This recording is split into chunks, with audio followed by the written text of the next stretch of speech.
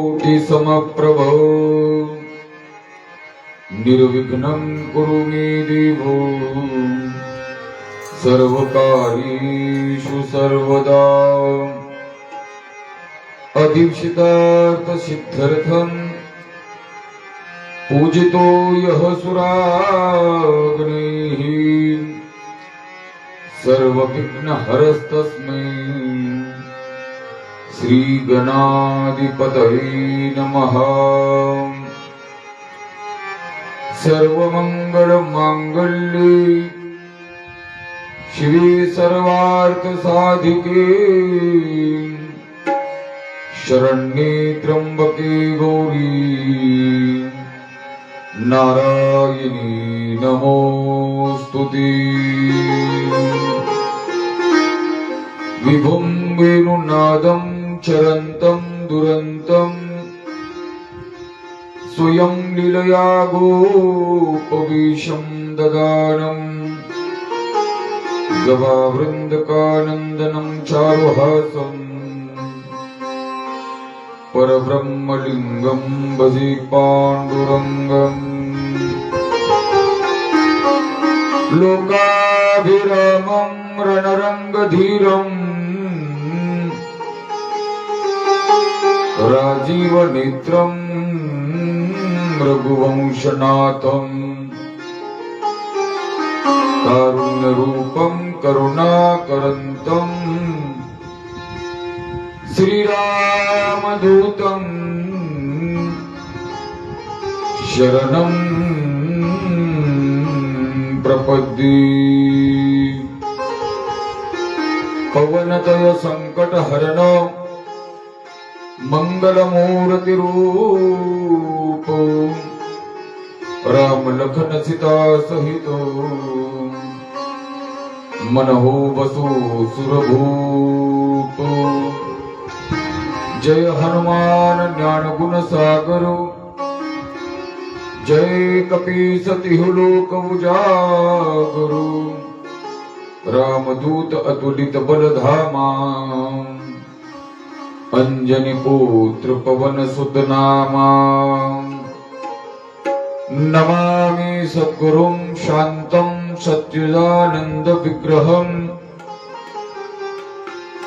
पूर्ण ब्रह्म परानंदम् ईशम् आनंदिवल्लभम्।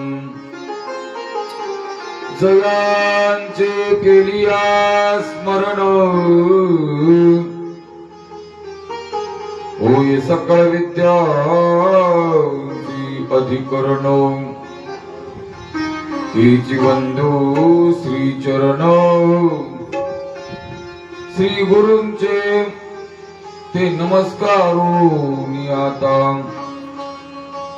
आता अभिनव वाग विलासिनी जे चातुर्यार्थ कला कामिनी ते शारदा विश्वमोहिनी नमस्कारिणी निया।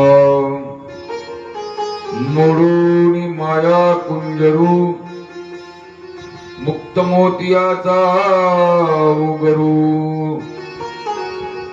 जीवविता श्री गुरु निवृत्ती बंधू।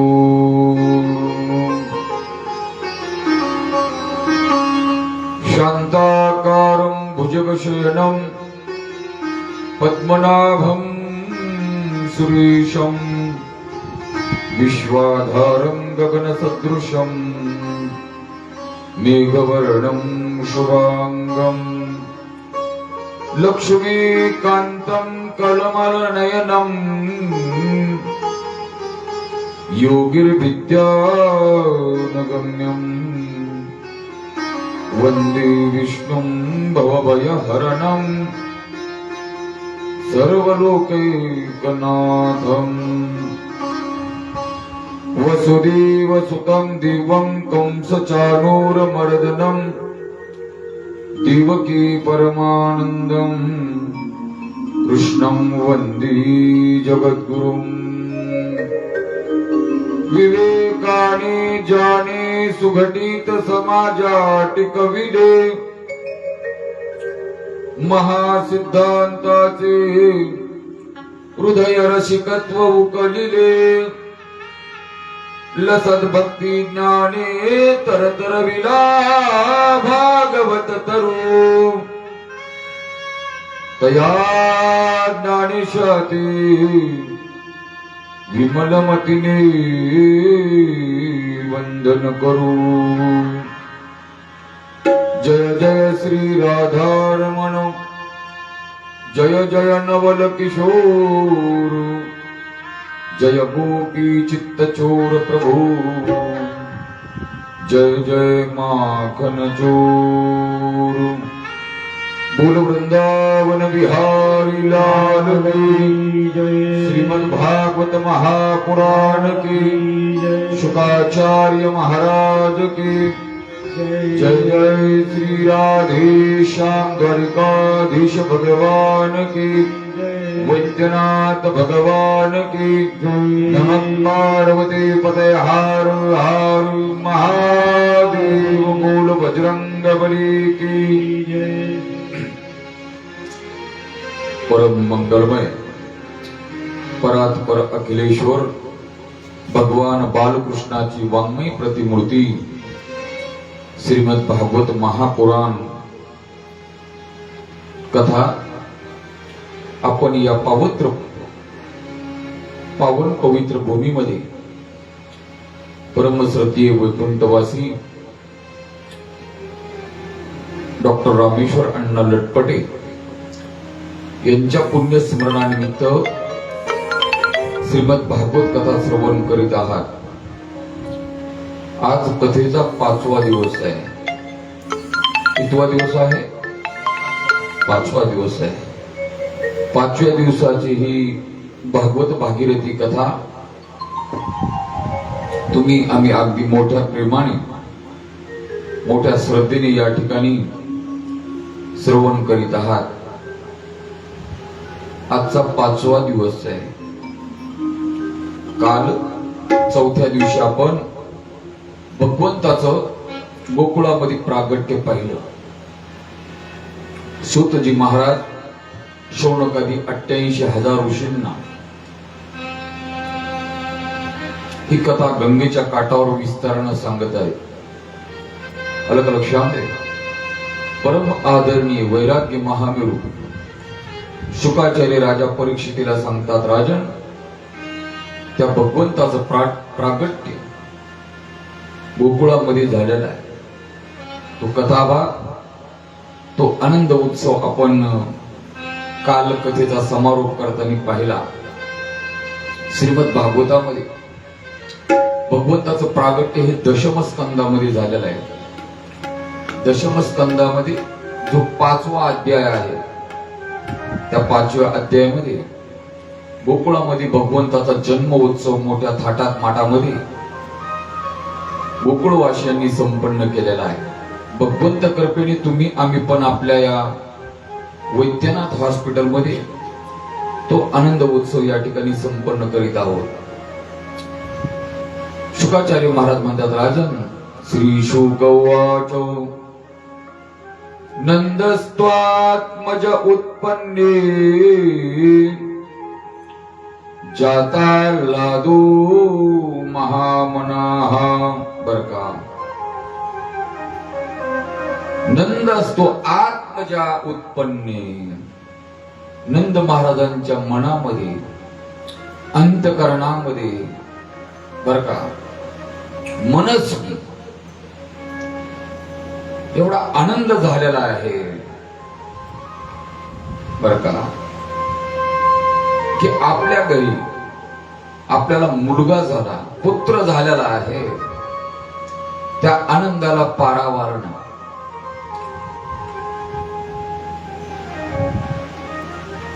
आहुया विप्रान वेद ज्ञान स्नात सुचीर लंकृत.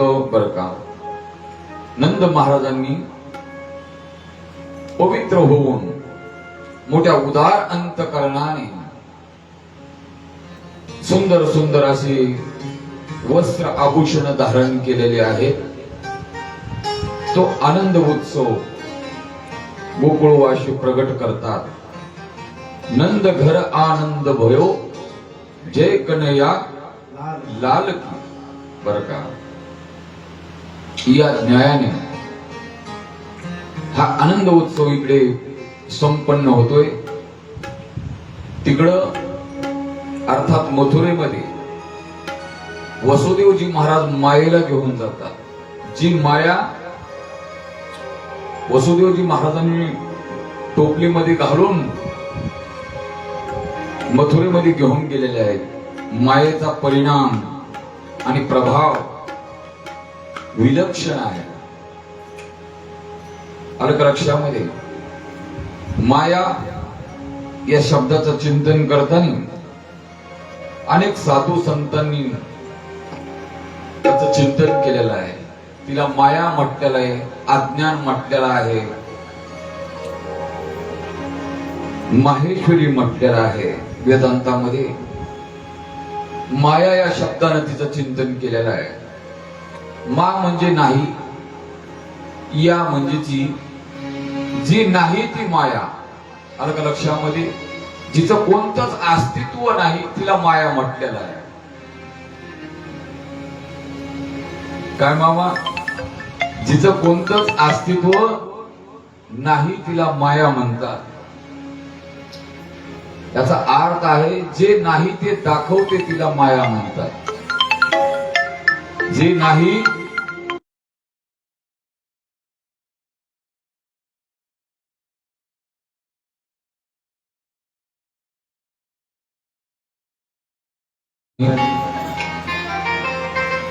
चिंतन केलेलं आहे. अघटित घटीपटी ऐसी माया. अलग लक्षामध्ये अघटित घटीपटी ऐसी माया, तिला माहेश्वरी म्हटलेलं आहे.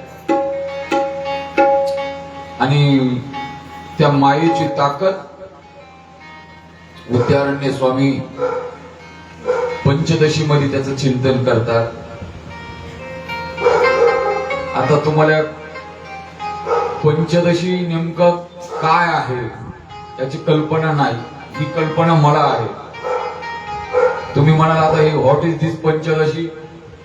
होय, वेदांत. तुझं नाव वेदांत आहे, परंतु वेदांत शास्त्रातील सर्वश्रेष्ठ ग्रंथ म्हणजे पंचदशी. अलग लक्षामध्ये वेदांत शास्त्रातील सर्वश्रेष्ठ ग्रंथ पंचदशी. उपनिषदाच्या श्रुती, वेदातील श्लोक, सिद्धांत ज्या ग्रंथामध्ये विद्यारण्य स्वामींनी संग्रहित केले, एकत्रित केले, त्या ग्रंथाचं नाव आहे पंचदशी. त्या ग्रंथामध्ये जीवाच्या दशा, जगाच्या दशा आणि ब्रह्माची अवस्था ज्या ग्रंथामध्ये चिंतन केले त्याला पंचदशी म्हटलेलं. दशी नाव अवस्था. तुम्ही आम्ही म्हणत असतो दशी शब्द माहित आहे ना. अरे एखादी दशी पहा, भेटते का? जुना शब्द आहे. दशी नाव अवस्था, त्याला पंचदशी म्हटलेलं आहे. विद्यारण्य स्वामी चिंतन करतात पंचदशी मध्ये मायेच्या संदर्भामध्ये. ती मायेला त्या ठिकाणी माहेश्वरी म्हणतात. काय म्हणतात? माहेश्वरी तू मायाया तस्या निर्माण शक्तिवत विद्यते मोह शक्तिश्च तम जीवयितेशो. माहेश्वरी तू मायाया, ही माया. आणि या मायेच्या दोन शक्ती सांगितलेल्या आहेत. किती शक्ती? दोन शक्ती. माहेश्वरी तू मायाया तस्या निर्माण शक्तीवर. तिची पहिली शक्ती आहे, ती संपूर्ण या जगाला उत्पन्न करते. अलग लक्षामध्ये ही पहिली शक्ती आहे. कारण संपूर्ण जग हे मायेचं निर्मित असणारं कार्य आहे. ही मायेने निर्माण केलेलं आहे. म्हणून पहिली शक्ती ही उत्पन्न शक्ती आहे. आणि दुसरी मोह शक्ती म्हटलेलं आहे. अर्थात साध्याच भाषेत बोलायचं झालं तर आई तुम्हाला आम्हाला जन्म देते, बरोबर आहे ना. आता अजून कितीही विज्ञान युग प्रगत झालं तर मला वाटतंय आईशिवाय तुमचा आमचा जन्म नाही. आई तुम्हाला आम्हाला जन्माला घालते. ही आईची उत्पन्न शक्ती आहे. आणि जन्माला घालून आपल्या बाळाला आपल्या लेकराला मांडीवर घेऊन जेव्हा आई स्तनपान पाजवते, ते स्तनपान पाजवताना बाळाच्या अंगावर मामा काय टाकते? पदर टाकते. बरोबर आहे. आता हे तुम्हाला उपस्थितांना माहित आहे. आता आधुनिक आयांना काय माहित आहे? आता व्हॉट इज दिस पदर? इधर ना उदाहरण कहा गया पदर? त्याला कुठे हुडकाव त्या पदरात? आता पदरच शिल्लक राहिला नाही. जुना काळ आहे. आता तुम्ही माझ्या समोर आहेत म्हणून बोला. पुणे मुंबई सारख्या ठिकाणी मी ते सांडपाडा नवी मुंबईमध्ये पदर सांगितलं. ते म्हणले महाराज हे पदर नेमका काय आहे? त्यांना काय माहिती आहे पदर? काय बोला? आई आपल्या बाळावर पदर टाकते, पदर, आणि त्याला स्तनपान पाजवते. अर्थात अध्यात्मामध्ये याला आवरण म्हटलेलं आहे. ही दुसरी शक्ती आहे. त्याला मोहित करणं. आलं का लक्षामध्ये? पहिली शक्ती आहे उत्पन्न शक्ती, जन्माला घालणं, आणि नंतर वरी पांघरून टाकणं, अर्थात मोहित करणं. ही दुसरी शक्ती आहे. एक मोह शक्ती, आलं का लक्षामध्ये? आणि दुसरी जन्म शक्ती, उत्पन्न शक्ती, मोह शक्ती. भागवतात पुढं सोजन मोहिता माया, विजन मोहिता माया. आलं का लक्षामध्ये? त्याचं विस्ताराने चिंतन केलेलं आहे. अशी ही माया. भगवान बोलले गीतेमध्ये, अर्जुना दैवी हेशा गुणमयी मम माया दुरत्यया मामेव ये प्रपदेंती माया मेता तरंती ते. किंबहुना या मायेतून मोठमोठ्या लोकांना पलीकडच्या काठाला जाता आलं नाही. तुम्ही आम्ही गुंतलो मायेमध्ये. आलं का लक्षामध्ये? मोप कथा ऐकावं वाटते, आळंदी पंढरीला जावं वाटतं का? जावं वाटतं का नाही आजी? हा होतंय काय? हा शब्द जे आहे ना, कारण घरी नातवंड आहे, सुना आहेत, मुलं आहेत, घरदार. आम्ही जर वारीला गेलो तर घरचं कसं होणार? ही माया आहे. आलं का लक्षामध्ये? हे तुमच्या प्रत्येकाच्या जीवनामध्ये माया तुम्हाला आम्हाला काही सुधरू दे नाही. तुम्ही आम्ही तर सोडा.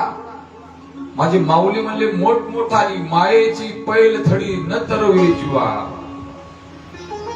सर्वसाधारण जीव या मायारूपी संसारातून पलीकडच्या काठाला जाऊ शकत नाही. ती ताकदच नाही, कारण मायेची विलक्षण शक्ती आहे. मग भगवान म्हणतात, अर्जुना ऐक, एथ एकची लीला तरले,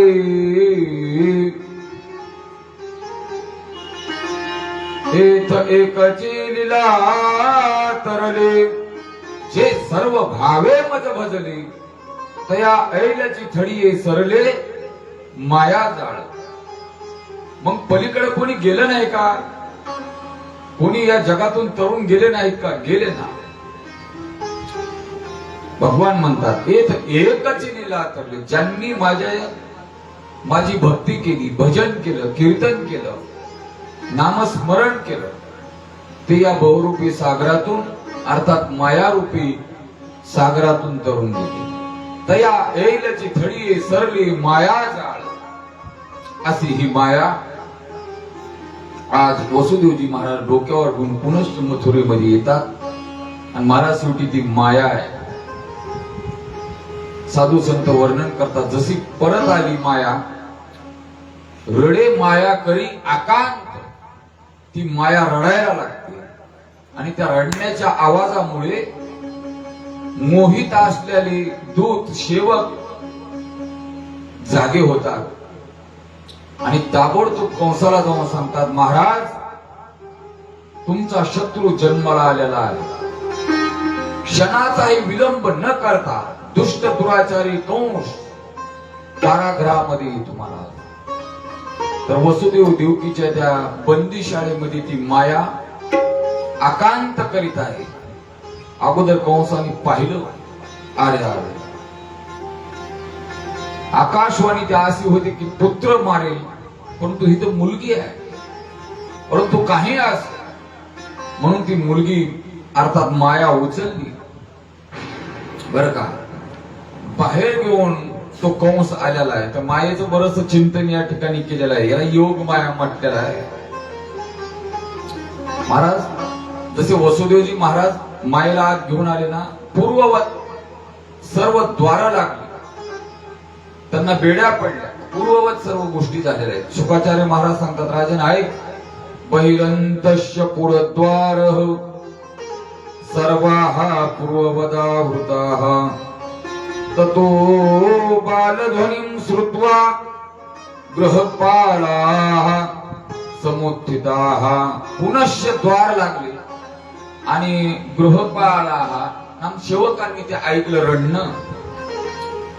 कंस आला मायेला ठार करण्यासाठी हातामध्ये घेऊन जी कारागृहाच्या बाहेर असणार मोठी शिळा आहे, ज्या शिळेवर आतापर्यंत 6 ही मुलं कंसाने आपटून मारली, त्या ठिकाणी या मायेला घेऊन आला. गरगर गरगर आकाशामध्ये फिरवलं आणि जोरात आपटून मारणार योग माया आहे. ती कंसाच्या हातातून निसटली महाराज आणि आकाशामध्ये विजांचा कडकडाट झाला, गर्जना झाली. अरे दुष्ट कंसा, तू मला मारण्याचा प्रयत्न करतो का? कल्पना आहे मी कोण आहे? मी योग माया आहे आणि तू मला ठार मारण्याचा प्रयत्न करतो. मज लागी वधी बर का, तुझ लागी वधी उपजला मजा. अरे तुला मारणारा माझ्या अगोदर जन्माला आलेला आहे. ही भविष्यवाणी मायेने केली आणि माया अदृश्य झाली. आज कंसाचं हृदय थर थर थर थर लट लट लट लट कापत आहे. काय करा, कुठं जन्माला आला असेल, कोण असेल, कसा असेल, म्हणून युक्ती प्रयुक्ती कंसाने पुढं प्रारंभ केल्या. आणि सर्वप्रथम कंसाने आपली बहीण पुतनीला पाचारण केलं. पुतना ही मायावी राक्षसी नाही आणि सांगितलं, दीदी हो माझा वैरी, माझा शत्रू जन्माला आलेला आहे आणि एवढं काम तू पार पाड. कोण? दीदी. आणि महाराज त्या पंचकोशीमध्ये, मथुरेमध्ये, गोकुळामध्ये, त्या कालखंडामध्ये आलेली, जन्माला आलेली छोटी छोटी मुलं ठार करण्याचं काम पुतना करत आहे. गोड आणि सुंदर असं मायावी रूप पुतनीनं धारण केलं आणि पाहता पाहता ही पुतना आज भगवंताला मारण्यासाठी गोकुळामध्ये आलेली आहे. वाटेने येताना छोटी छोटी बालक त्यांना स्तनपान करत ठार करत पुतना येते. भगवंताने विचार केला, ही पुतना राक्षसी जर असेच छोट्या छोट्या बालकांना ठार करत आली तर उद्या मी कोणासोबत खेळायचं? माझे मित्र, माझे सोंगडे, अरे जन्माला येण्याच्या अगोदरच जर हिनं ठार केले. म्हणून भगवंताने तिच्या चित्ताचं आकर्षण केलं आणि पुतना आज नंद महाराजांच्या वाड्यामध्ये आलेली आहे. शुकाचार्य महाराज राजा परीक्षितीला गोड आणि सुंदर सांगतात, महाराज तिने एवढं सुंदर रूप धारण केलेलं आहे. ही मायावी राक्षसी असणारी पुतना आवाज दिला. कोणाला? यशोदेला. अगं यशोदे, आहे का घरात? यशोदा माता भांडीपुटी घासत होती. भगवंताला स्नान करून, गंध पावडर करून नेटकस पाळण्यामध्ये टाकलं होतं. आणि काय गुण आहे की छोटी छोटी बाळ सकाळी स्नान झालं की झोपतात. बरोबर आहे. आता ते स्नान मला वाटतं तुम्ही आधी घातलेले आहेत. इकडं बाई आहेत, आई आहेत. आता तसे स्नान राहिले नाही महाराज. रगडू रगडू स्नान, नाकातला शेंबूड, तोंडातला बळस, उलट पालत करून, आलं का लक्षामध्ये? कान, नाक, डोळे अगदी स्वच्छ, असे स्नान होते पहिली. म्हणून 50-50, 60-60 वर्ष जरी ते पुढं झाले तरी त्यांना चष्मा लागायचा नाही पोरांना. बरोबर आहे. आताच्या छोट्या छोट्या लेकरांना ते स्नानच माहित नाही. पहिली दुसरीला आहेत का नाही त्यांना डोळे खराब होते, चष्मे लावावे लागते. कारण असं स्नान त्यांना काही भेटत नाही. मग काय करणार? आलं का लक्षामध्ये? भगवंताला पाळण्यामध्ये टाकलेलं आहे. यशोदा मातेने आवाज दिला, अगं कोण आहे? पुतना बोलू लागली, कोण आहे म्हणजे? अगं तुझी बहीण आली. बहीण. यशोदेने विचार केला, माझी बहीण? मला तर कोणती बहीण नाही, परंतु नातं सांगितलं. बन लांब लचक नातं सांगून दिलं. असं म्हटली कोणी? मावसची मावस बहीण वगैरे वगैरे. अगं म्हटली, तुला मला कल्पना तरी द्यायची. तुला कितीतरी वर्षाच्या नंतर मूलबाळ झालं आणि तू बहिणीला विसरली. अगं निरोप पाठवायचा, मी आंगड टोपडं घेऊन आले. अजून काय म्हणतात आपल्या ग्रामीण भागामध्ये? वाढण एक म्हणतात. पैंजण घेऊन आले, वाळे घेऊन आले. मला कल्पना पण दिली नाही. आणि मला आता हातोपण हाती कळालं की तुला मूल झालंय. कोण बोलती? पुतना. दाखव कुठं आहे तुझं बाळ. यशोदा म्हटली, अगं आता त्याला स्नान घालून तो झोपी गेलेला आहे. भगवान तिकडे पाळण्यामध्ये होते. भगवान म्हटले, मी गोकुळात काही झोपा काढायला आलो नाही. भगवंताने लागलीच रडायला प्रारंभ केला. भगवंताचं रडणं पुतण्याने ऐकलं. अंग पुतना बोलू लागली, का ग? मी एवढा प्रवास करून आली, तू म्हणती लाला झोपलाय. तो तर रडतोय. शेवटी नाविलाज झाला यशोदेचा. घे बाई म्हटले. आणलं, भगवंताला मांडीवर दिलं आणि यशोदा आपल्या कामामध्ये मग्न झाली. इकडं महाराज जसं भगवंताला मांडीवर घेतलं, भगवंतानी डोळे झाकलेले आहेत. हो, आता डोळे का झाकले याची शास्त्रामध्ये बरीचशी कारण सांगितलेली आहे. पुतना ही मायावी आहे, अर्थात अज्ञान आहे. अज्ञान ज्ञानापुढे टिकत नाही म्हणून डोळे झाकले. आलं का लक्षामध्ये?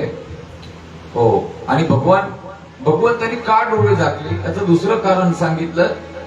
अरे मला आज 5-6 दिवस झालं आणि 5वीलाच माझ्या मी या गोकुळामध्ये दही, दूध, तूप, लोणी खाण्यासाठी अवतार घेतला आणि 5वीलाच मला विष प्राशन करण्याचं वेळ आलेली आहे. म्हणून भगवंतानी डोळे झाकले. किंबहुना भगवंतानी का डोळे झाकले याचं कारण सांगितलं की ही पुतना कोण असेल, किती भाग्य असेल की हिच्या मांडीवर आज मी येऊन हिचं स्तनपान करण्याचं हिला सौभाग्य लाभत आहे. नेमकी पुतना कोण असेल म्हणून भगवंताने डोळे झाकले. पुतना ही राजा बलीची मुलगी रत्नमाला आहे. ज्यावेळेस आपण कथा पाहिली, बळीच्या यज्ञामध्ये वामन भगवंताने अवतार धारण केला आणि त्रिपाद भूमी दान मागितली, 3 पावले भूमी. त्यावेळेस ही रत्नमाला त्या ठिकाणी उभी होती, बळीची मुलगी. हो, कुमारिका. तिनं भगवंताचं ते स्वरूप पाहिलं आणि तिच्या अंतकरणामध्ये वात्सल्य निर्माण झालं. असा भाव निर्माण झाला की मला जर असं गोंड सुंदर बाळ झालं तर मी त्याला स्तनपान पाजले. भगवान तथास्तु म्हटले वामन भगवान. परंतु नंतर भगवंताने या गजानन बुवा, नंतर भगवंताने बळीला पाताळामध्ये घातलं. तेव्हा त्या रत्नमालेला एवढा राग आला, क्रोध आला.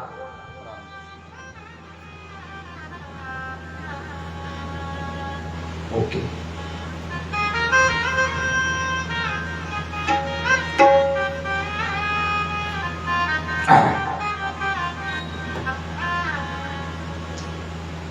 क्रोध आणि दुसरा भाव प्रगट झाला की माझ्या वडिलांना दानामध्ये त्रिपाद भूमी दान मागून भिक्षा मागून पाताळामध्ये घातलं, याला मी ठार केल्याशिवाय राहणार नाही. भगवान त्याच वेळेस म्हणजे तथास्तु. आज तीच रत्नमाला पुतनेचा रूप धरून जन्म घेऊन या ठिकाणी भगवंताला मारण्यासाठी आलेले आहेत.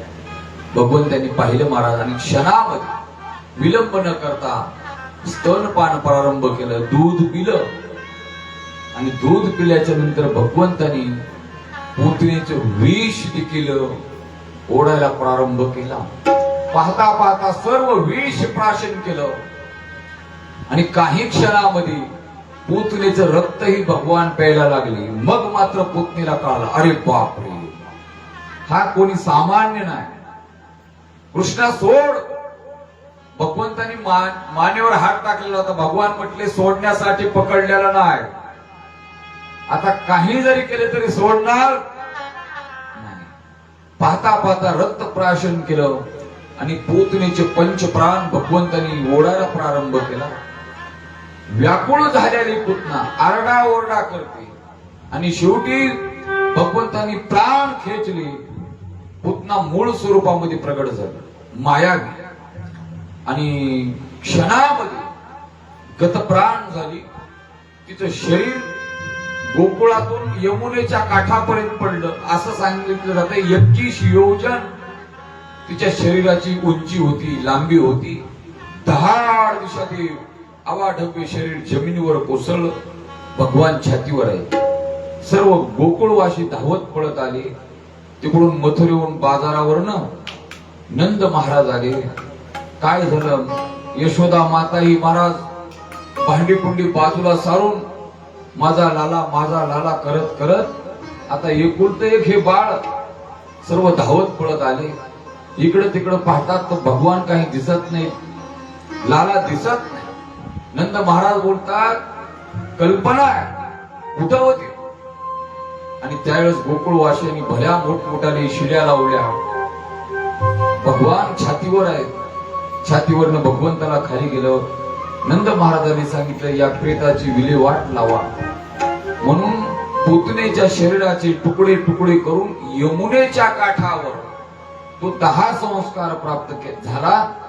आणि जेव्हा दहन विधी झाला तेव्हा त्या पुतनेच्या दहनविधीतून जो धूर दरवळला, त्या धुराचा एवढा सुगंध निर्माण झाला, किंबहुना त्या पुतनेला भगवंतानी सद्गती दिली, मोक्ष दिला.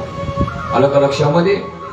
ज्ञानोपराय बोलतात, अरे जो मोक्ष देव दुर्लभ असणारा मोक्ष तू संतांना दिला नाही, तुझ्या भक्तांना दिला नाही, असा देव दुर्लभ मोक्ष तुला मारण्यासाठी आलेली दुष्ट दुराचारी मायावी राक्षसी पुतना, तिला तू मोक्ष दिलास देवा. तुवा संताधिकाचे निमाने, तुवा संकाधिकाचे निमाणे, सायुज्य सोरसू दिदला पुतनी, जे विषाची स्तनपाने मारो आली. सनत सनंदन सनत कुमार यांना जो मोक्ष तू दिलास, त्यांच्याच बरोबरीचा मोक्ष तू पुतनीला दिलास, जी तुला मारण्यासाठी आली. हा कैवल्य ऐसे पवित्र वैर्याही दिले. ज्ञानोबराय चिंतन करतात.